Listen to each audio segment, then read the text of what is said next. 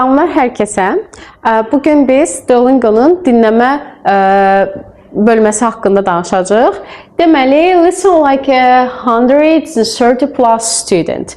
Biz bugün 5 vərdiş haqqında danışacağıq ki, əsasən güclü dinləyicilər və yaxşı skor alan tələbələrin sahib olduğu vərdişlər. Bunlar nədir? Bir çox tələbələr deyirlər ki, mən bir çox söz bilirəm, amma dinləyərkən anlamıram. Burada məsələ nədir? Məsələ həm az praktik etməkdir təbii ki də, amma həmçinin də burada nə vocabulary'dir, nə də başqa bir şey. Burada sadəcə lack of practice, yəni praktikanın azlığıdır. Amma necə praktika? Düzgün metoddan edilməyən praktikanın azlığı və ya əskiliyindən doğan bir məsələdir. Birinci vərdiş nədir? Listen for content words. Deməli, don't try to catch every single word. Focus on the words that carry meaning. Əsasən mətnlərdə, listeninglərdə the, of və bəzi prepositionlar, article'lar, əlavə sözlər istifadə olunur. Bunlara fokuslanmaq əvəzinə, hətta deyərdim ki, zəfliklər də həmçinin. Bu sözləri tutmağa çalışmaqdansa, bu sözlərə fikir verməkdən çalışanda və bu sözləri itirəndə panikaya düşmək əvəzinə sizə əsas kontenti verən sözlərə fokuslanın. Məsələn, bunlardan əlbəttə ki, subject kimi, mübtəda kimi işlədilən isimlərdir və yaxud da object kimi, tamamlıq kimi istifadə olunan isimlərdir, əsas feillərdir, cümlənin quruluşunu yaradan təbii ki də feillər, əsas feillərimizdir, adjectives, məsələn, bəzən xarakterləri describe eləyəndə və s.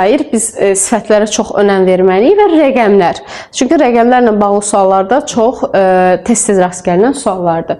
So, the professor cancelled tomorrow's lecture because of the weather. Even if you missed the or of in this, let's say, part, the key message is still clear. Hatta, even I will say, tomorrow is not important for us here. Yəni ki, bir neçə sözü qaçırmaq sizə ümumi bir mənanı itirməyinizə səbəbdir, demək deyil. İkinci vərdiş.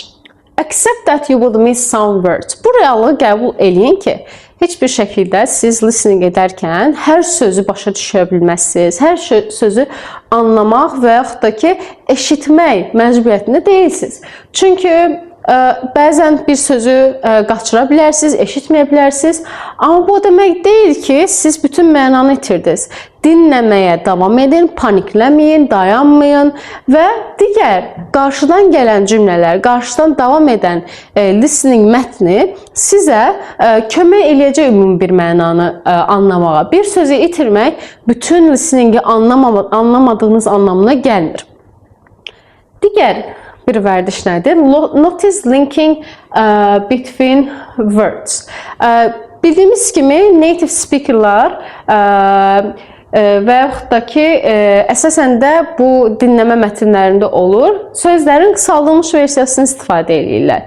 Əsasən də o mətn əgər bir formal, akademik bir mətn deyilsə, bu şəkildə sözlər qabağımıza çıxa bilər. Məsələn, want to-nu wanna, going to-nu gonna, next day kimi tələffüz edirlər. Və bu halda siz gündəlik ingilis dilində, real ingilis dilində çoxlu da dinləməlisiniz ki, bu tipli sözlər çıxanda qarşınızda çaşmayasınız və düşünməyəsiniz ki, bu hansı sözdür. Və train your ears to recognize natural connected speech instead of expecting every word to sound separate.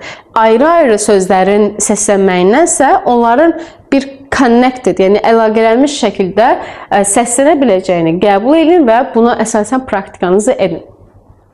Listen for meaning than details. İlk listeninginizi hər zaman deyərdim ki, mənim tövsiyəm nədir? İlk dəfə etdiyiniz listeningi çalışın ki, sadəcə ümumi konteksti, ümumi mənanı anlamaq üçün edəsiniz. Və daha sonra suallara baxarkən, əgər sizdən hər hansısa bir detal tələb olunursa, bu halda ikinci dəfə dinləyəndə spesifik informasiyanı axtarmağa, detalları, rəqəmləri axtarmağa fokuslana bilərsiniz. Amma ilk öncə çalışın ki, ümumi nədən bəhs olunur, bunu anlamağa fokuslanasınız. Replace with a purpose. Yenidən qulaq asanda, dinləyəndə listen once without subtitles, bu daha çox praktik etmək, yəni Duolingo'nun listening hissəsini necə hazırlaşmaq lazımdır. Bu haqda deyə bilərəm ki, listen once without subtitles, hər hansısa bir dinləmə mətninə qulaq asırsınızsa, hər zaman ilk öncə bir dəfə ən azından heç bir şeyə baxmadan, yəni subtitle istifadə eləmədən, alt yazı istifadə eləmədən, transkripsiyasına baxmadan dinləyin. Dinlədiyiniz anda da notlar götürməyə çalışın və daha sonra alt yazıları və yaxud da ki, transkripti yoxlaya bilərsiniz və itirdiyiniz, tuta bilmədiyiniz sözləri, mənaları axtarmağa çalışırsınız və daha sonra o audio'nu yenidən oynatdığınız zaman artıq o eşidə bilmədiyiniz sözləri də eşidə biləcəksiniz və boşluqlarınız hardadır, gələn listinglərdə bunu doldurmağa çalışasınız. Bu qədər.